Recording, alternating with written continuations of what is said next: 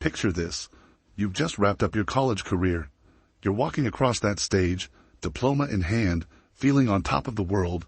Then boom, you're thrust into the WNBA spotlight. For A'ja Wilson, this was apparently a nightmare. Well, my goodness. Is it just me, or are WNBA players sort of full of themselves? A'ja Wilson loves to do two things. Play the victim, and is completely delusional as well, I guess. She's petty too, but for Caitlin Clark, it's a dream come true. 2 stars, 2 totally different stories, while A'ja's busy complaining about the toughest schedule in American sports. Spoiler alert, it's not. Caitlin's out here changing the game and calling her year life-changing. In her latest interview, Caitlin's not holding back about her rookie year and her transition from college to the pros, and it's putting A'ja Wilson in her place. Is A'ja right, or is Caitlin just built differently? Or maybe A'ja is just too soft. Let's break it down. Are you ready? Let's go. Call me back. Shit. Like, do you feel like, as like professional athletes, you guys have like the most like stressful, like strenuous, like careers? Yeah, for sure. You know what's funny about professional sports? Everyone thinks their schedule is the toughest. But A'ja Wilson just took this to a whole new level of absurdity. Recently, she went on the Roommates show and made a claim so wild, it's got fans scratching their heads and reaching for their calendars. Let's break this down, shall we? A'ja boldly declared that the WNBA has the toughest schedule in all of American professional sports. Yeah, you heard that right, because I feel like, for us, like, we don't have. Now, before we dive into why this is causing such a stir, let's take a quick look at what other sports actually deal with. First up, we've got Major League Baseball. These guys are grinding through a whopping 162 games over about 6 months. That's basically a game every single day, with barely time to catch your breath, and in some days, it's 2 games a day. Then there's the NBA and NHL, both tackling 82 games in roughly the same time frame. That's a lot of court time and ice time, folks. Like, you literally go from college. I remember it was like, I went in, I got drafted, I literally did training camp, and I came back to college just to walk to graduate, and then I had to go play my first preseason game. Like, you don't have time to even, like, I remember Jackie was just like, I had to get my draft dress in a matter of a day. Now, let's talk WNBA. Their season? A cool 40 games spread across 4 to 5 months. That's less than half of what NBA players face, and a quarter of the MLB schedule. But according to A'ja, this is somehow the most grueling schedule in American sports. And I'm just like, there's no way one of the biggest nights of my life, I have to like be rushed. But you kind of have to, like, it's college, then you go right into training camp, and then if you play overseas, that's like late October maybe, depending on when your club wants you over. And then you're gone, like you're going. And then it's Olympic year, and you're going, and it's insane. So yeah, I would have to say our schedule is pretty crazy. Fans didn't hold back their reactions. One fan hit the nail on the head saying, NBA, 82 games, WNBA, 40 games. What? Another chimed in with, they literally play only 4 months in a year. Ouch. The internet was quick to call out this claim, with many labeling it as fully delusional. And then she goes on and complains about how the schedule was disrupted by the Olympics, saying this. So what's really going on here? Is A'ja just having a moment, or is there something deeper at play? Some fans have pointed out that the transition from college to pros can be tough, especially for rookies who've just wrapped up a full college season. But let's be real, every pro athlete goes through this adjustment. So does everyone really feel this way? Not really. Caitlin Clark, the WNBA's Golden Girl and record-breaking superstar, just broke her silence on this issue, and you won't believe what she has to say that's putting A'ja in her place. Let's talk about Caitlin Clark for a second. While some players are out here grumbling about tough transitions and annoying spotlights, Clark is busy rewriting the playbook on how to dominate as a player. You know what's wild? She's facing the same challenges as everyone else, but her attitude, it's a whole different ballgame. If you go on from college to the pros, I think it's just like the time span. That's just what's so weird about it. It's just so short and condensed. Like, you don't have much time, but yeah. At that point, it is what it is. Everybody has to deal with the same thing. So that's why I told myself is like, there's no point in complaining. Everybody's dealing with it. It's not any different. It's a good mindset to have. Yeah. Picture this. You've just played in the national championship, then boom, you're drafted, and suddenly you're packing up your life and moving to a new city. Oh, and did I mention you only get a week and a half of preseason camp? That's the whirlwind Clark stepped into. But here's where it gets interesting. Instead of complaining, she's calling it life-changing. standpoint of, so I played in the national championship and I basically went to the draft right after, got picked.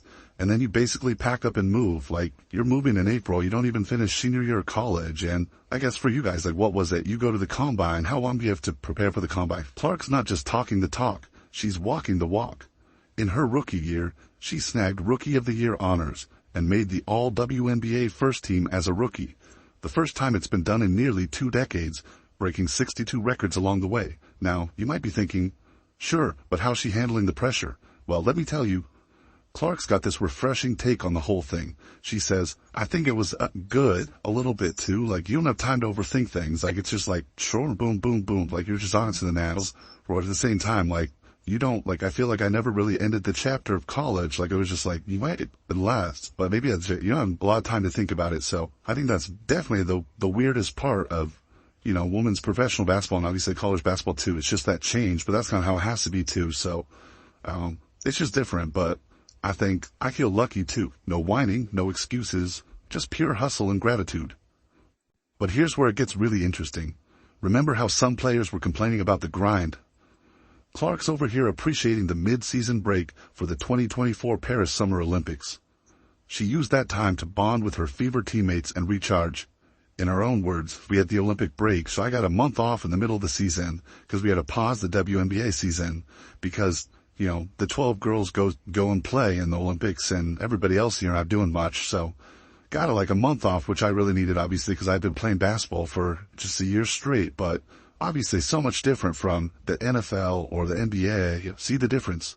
She's acknowledging the challenge, but framing it as an opportunity. And let's be real, Clark isn't doing this alone. She's quick to shout out her veteran teammates for their support. And we had a fairly young team too, so like people had been through it fairly recently, so they knew how I felt. But like I feel like that definitely is a huge challenge, and that goes for whatever professional sport. Like, you're trying to learn, but also people are looking at you like you got to perform and like be what they drafted you to be, and that can be tough. It's like she's cracked the code on how to be a rookie sensation while staying humble and hungry. You know what's truly impressive? Clark's not just surviving, she's thriving. And it's not going unnoticed. Fans are flocking to see her play, TV ratings are soaring, and suddenly everyone's talking about the WNBA. It's like she's single-handedly changing the game's landscape. You come in as a rookie and, like you said, like you're trying to figure out a new environment, new teammates. Like, you don't want to say too much, you don't want to say too little, and it's just so hard. So, what's the secret sauce here? How is Clark's positivity reshaping the WNBA? It's simple. She's showing that success and gratitude can go hand in hand. She's proving that you can face tough challenges and still see them as opportunities. In a league where some veterans seem stuck in their ways, Clark is a breath of fresh air, inspiring a new generation of players and fans alike. But, like in my scenario, and obviously you guys too, like, you're already highly thought of, like people are turning to you to like be something or be someone. So it's hard, like you're trying to get your feet wet, but also not do too much. And I think that's kind of what I struggled in early on, is like, I don't know what to say. I don't know how to say it. I don't know how they're going to react. Hold on one second, because Asia's not yet done complaining. No surprises here. Let's break it down. Remember when athletes used to dream about their sport getting more attention? Well, in the WNBA, that dream has become a reality. The league's viewership hit record numbers in 2024, and you'd think everyone would be over the moon about it. But guess what? Not everyone's popping champagne bottles. This is the time, like we're in the season of women's basketball, and it was so much fun to just like, it was aggravating, I'm not gonna lie. It was super annoying sometimes, because you're constantly, you feel like you have to like reprove yourself. And like you feel like you have to like go out and be like, no, this is what y'all been missing. And it kind of took away the fun of the game, because you felt like you had to like defend yourself and like defend who you are as a player in like every single game, in a move that's left fans scratching their heads. Wilson called this increased attention super annoying. Yeah, you heard that right. The spotlight that most athletes desire. Wilson's not having it. So what's her beef? Wilson's main gripe seems to be about having to reprove herself constantly. Now, let's be real for a second. Isn't that kind of the point of professional sports? To show up, game after game, and prove you're the best? I don't know, you guys are, no, you're like, y'all really, really toxic. I don't think we're that toxic. I think we're petty here, like we're petty, for sure. You know what's really wild about all this? Wilson's stance is the total opposite from what you'd expect. On one hand, she's complaining about the attention. But on the other, she's saying, people are starting to realize we're really good at what we do. We're elite at what we do.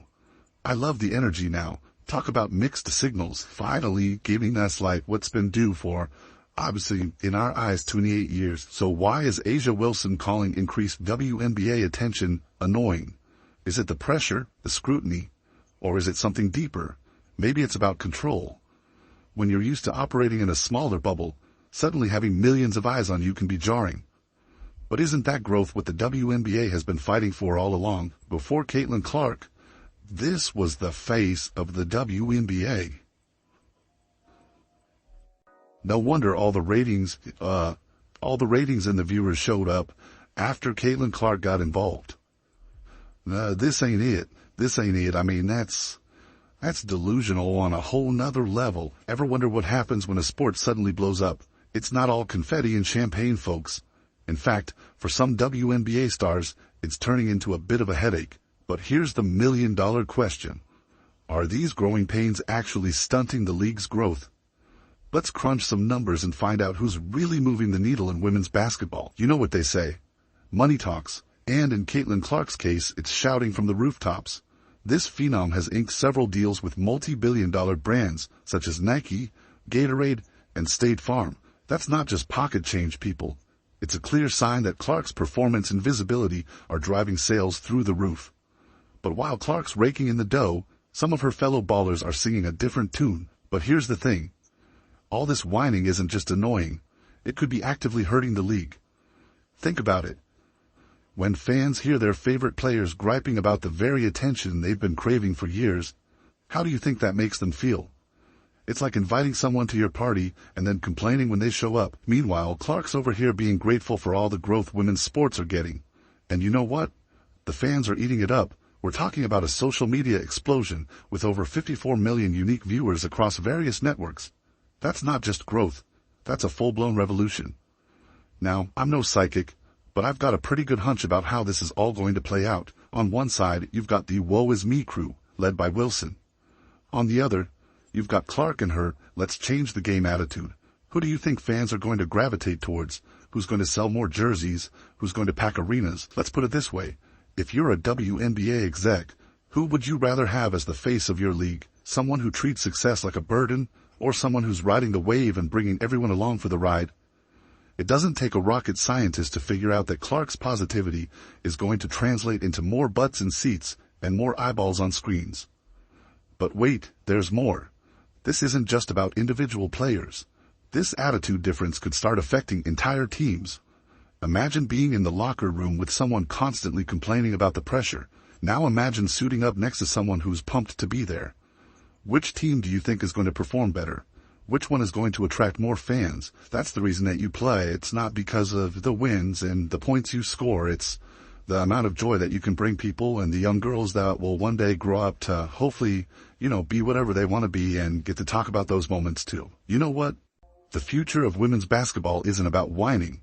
It's about embracing the spotlight and running with it. And guess who's leading the charge? None other than Caitlin Clark. While some players might be feeling the heat, Clark's out here changing the game with a smile on her face. Here's the thing. Experts are predicting big things for the WNBA in 2025. We're talking more media coverage, bigger endorsements, and a whole lot of buzz around women's sports. And at the center of it all, Clark's star power is set to explode.